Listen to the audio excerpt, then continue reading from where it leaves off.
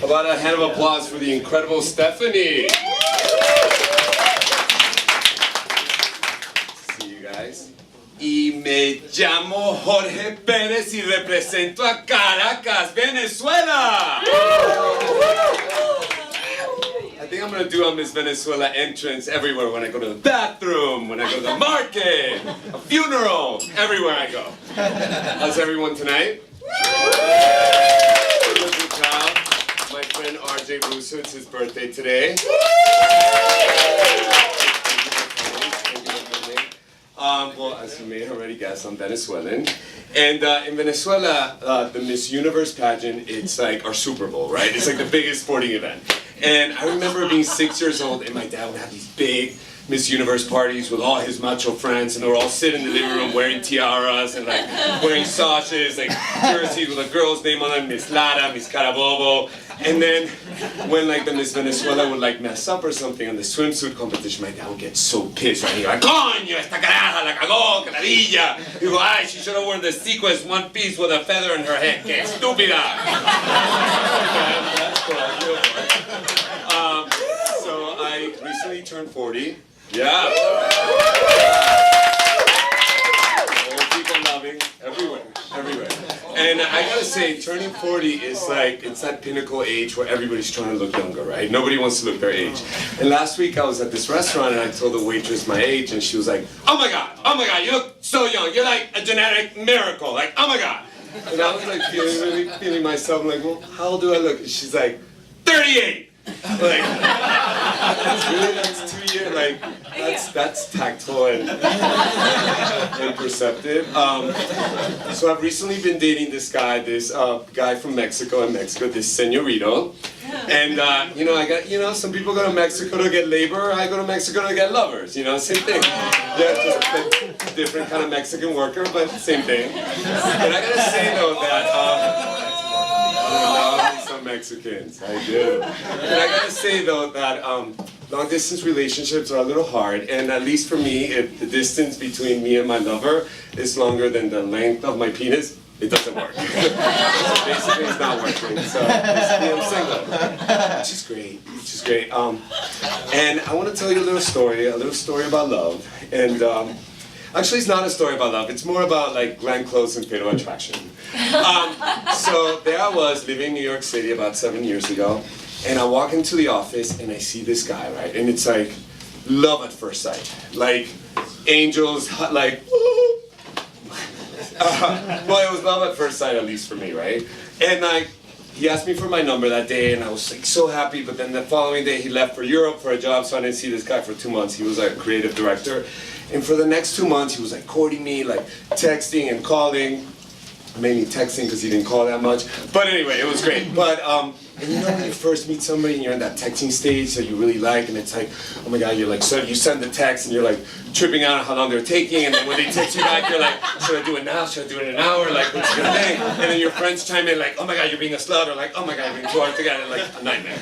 So he comes back after 2 months, and like he invites me over to like Netflix and chill. But at this point, for me, it was more like my wedding and chill.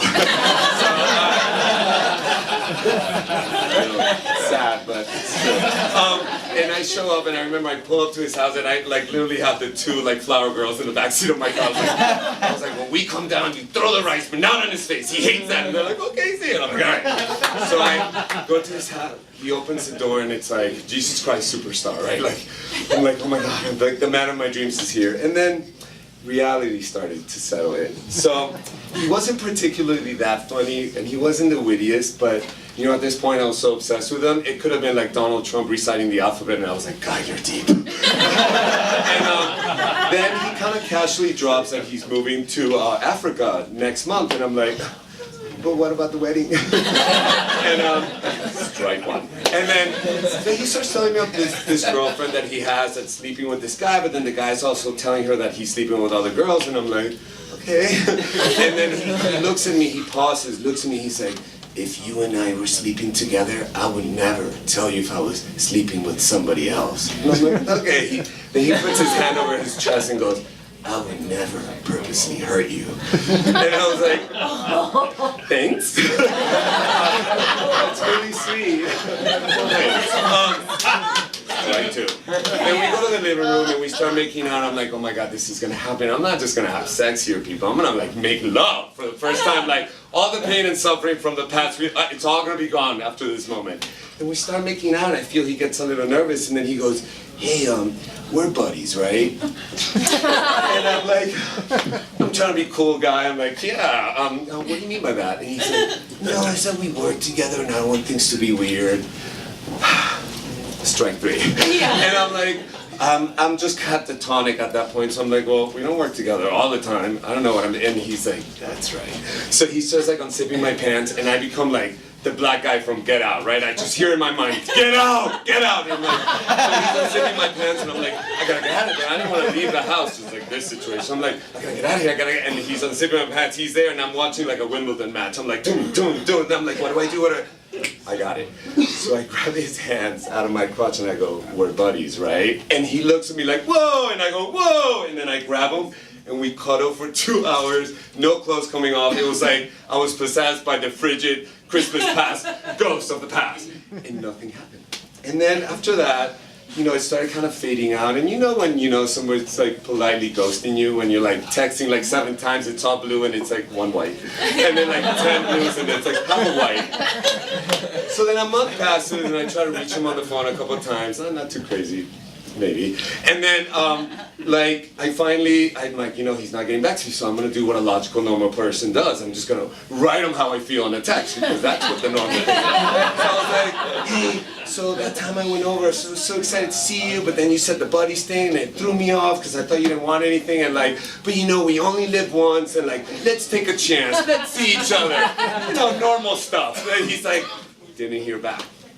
Then a month passes, and I'm in a meeting with a friend of mine, and I get a text from another friend saying, hey, I'm here at the gym, and he's here. And I just go, like, automatic pilot. I grab, like, the sneakers from my friend, a pair of shorts, and I'm booking it down to the gym, right? And in my head, I'm like, I'm gonna get my closure, I'm gonna get my closure. And now I'm really Glenn Close when she went to buy the bunny and to like boil it in the room for the little girl. I'm like booking it to the gym. I get to the parking lot, I put on the sneakers, put on the shorts, I go upstairs, it's like the universe synchronized the event. I'm walking into the gym and he's walking out. And I see him, I'm like, oh my God, you go here? And he's like, and I'm like, oh, me too, I always work out on Mondays at 3:30 p.m. It's like executive working hour. And he's like, okay, and I'm like, right. So I sent you this text like about a month ago, did you get it? And he's like, no. And I'm like, oh, really, you didn't get it? He's like, no. He's like, I mean, I wouldn't lie to you. Then he put his hand over his chest and he's like, I would never purposely hurt you. And I'm like, thanks. And I'm like, well, anyway, on that text, what I wanted to say, he's like, oh, but before you do that, let me introduce you to someone. So he turns me around, and there he was.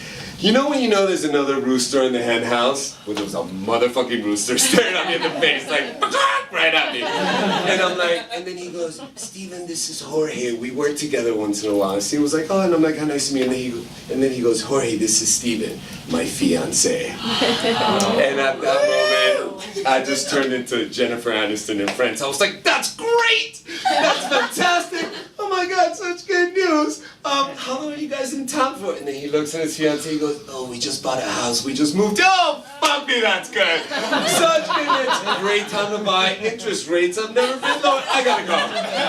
And then I'm like, bye. And Steve was like, bye, Jorge. And I'm like, ah.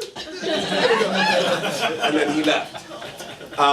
And I wish I could tell you that I don't think about him anymore, but once in a while I do. But it's more random now, like if I'm taking a shit, or if I'm washing the dishes, all of a sudden I'm like, oh motherfucker, where are you? But it's a lot more manageable now, a lot more manageable. And I want to leave you with this. If once in a while you still think about the one that got away, or that job you didn't get, or that opportunity you missed, it's okay. There's nothing wrong with you. It's called being human, and we're all in the same boat together. So go on, yeah, let's go a little back. So go on, and know that it's all good, and know that you're all loved, and more importantly, know that I would never.